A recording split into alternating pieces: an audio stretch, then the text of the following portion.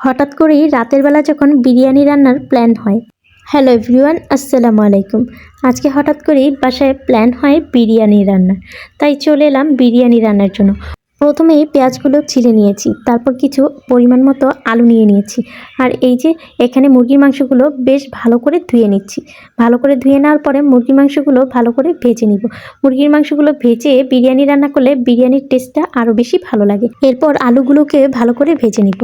আলু ভাজা হয়ে গেলে মুরগির মাংসটাকে কষিয়ে নিব। এই যে এখানে পেঁয়াজ ভেজে নিয়েছি, তারপর দিয়ে দিয়েছি আদা রসুন বাটা, দিয়ে দিয়েছি পেঁয়াজ বাটা, আর এর মধ্যে দিয়ে দিয়েছি বাদাম বাটা, আর তার মধ্যে দিয়ে দিয়েছি পরিমাণ মতো মরিচের গুঁড়া।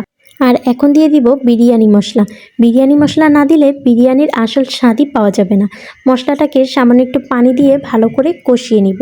কষানো হয়ে গেলে এরপরে দিয়ে দিব টক দই। পরিমাণ মতো টক দই দিয়ে মশলাটাকে ভালো করে কষিয়ে নিব, যাতে করে দইটা ভালো করে মিশে যায়। মশলাটা ভালোভাবে কষানো হয়ে গেলে এর মধ্যে দিয়ে দিব কাঁচামরিচ, আর দিয়ে দিব গরম মশলা বাটা। আরও কিছুক্ষণ ভালো করে মশলাটাকে ভেজে এর মধ্যে দিয়ে দিব ভাজা মুরগির মাংসগুলো। এরপর কিছুক্ষণ ভালো করে কষিয়ে নিব। কষানো হয়ে গেলে এর মধ্যে দিয়ে দিব পরিমাণ মতো 1 কাপ দুধ। আর দুধ দিয়ে ভালো করে মাংসটাকে রান্না করে নিব। আর অন্য একটি পাতিলে তেল দিয়ে দিব। তেল দিয়ে গরম মশলা আর পেঁয়াজ দিয়ে ভালো করে ভেজে নিব।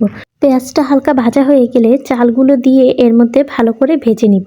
তারপর ফুটনো পানি দিয়ে দিব। তারপরে এই যে কষানো মাংসগুলো দিয়ে দিব। সেই সাথে দিয়ে দিব আরও 1 কাপ দুধ।